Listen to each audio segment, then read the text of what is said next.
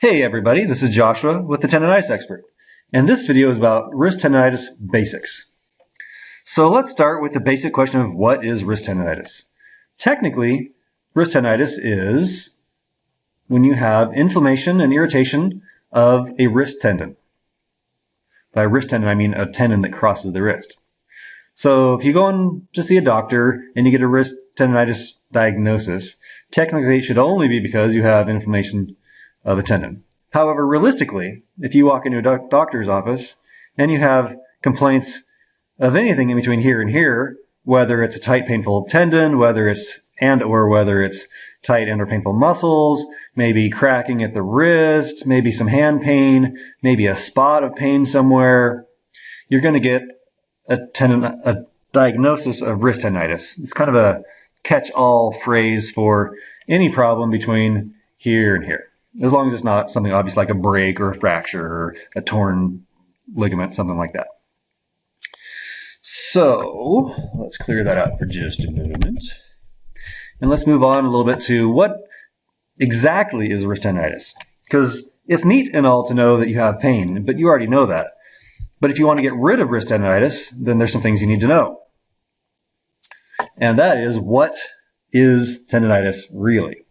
So tendinitis consists of three primary factors. Yes, there's tendon pain, etc. But the more useful question is, what causes that tendon pain? And the answer is the following three factors. First is muscle and connective tissue tightness, a process of inflammation, and nutritional insufficiency. All of these work together, and all of these make each other worse, and that creates a dynamic. So when I talk about tendinitis, I say tendinitis dynamic. Because while doctors like to think that wrist tendinitis is only a problem right here, realistically it is a problem from here to here because it all works together. So on the first topic of muscle tissue tightness, you can see that the muscles connect to the tendons, and then the tendons attach to the finger or the wrist.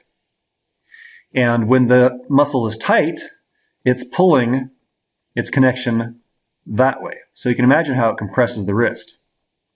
And realistically, it's not just one muscle, it's all the muscles and all the tendons, and they're all pulling that way. So not only is that problematic for the wrist itself, but you have constantly tight muscles. Ideally, muscles are this long, but realistically over time, they become this long. And you can imagine how, when they're pulling on the tendons, that it's going to make the tendon more tight, more taut.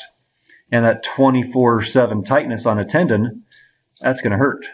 Imagine if you were to gently pull on your finger for 6 months. It would start to hurt, even though you're just gently pulling on it. Constant tension is bad.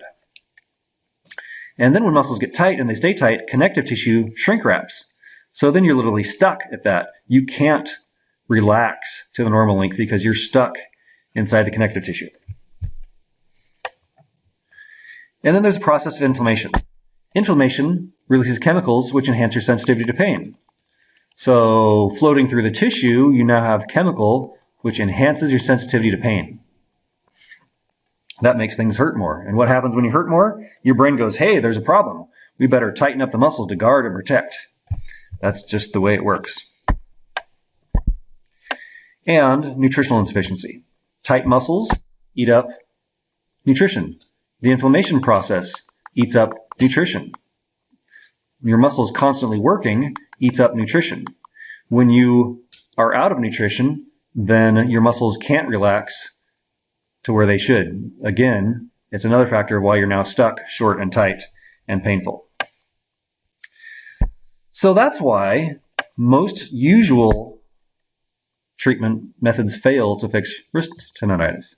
Rest, anti-inflammatories, corticosteroid injections, splints and braces, and even surgery, it generally all fails because you have to deal with each of these factors. If you don't deal with these factors, then one or more of them is going to continue eventually to create the downward spiral. That's not really a spiral, but work with me here. So you're always either going down into more pain and more tightness, or up into less pain, more tightness. And this up only really happens if you push it up. By default, it's just going to slowly or quickly, more pain, more tightness, more pain, more tightness. So that is the important basics of wrist tendinitis.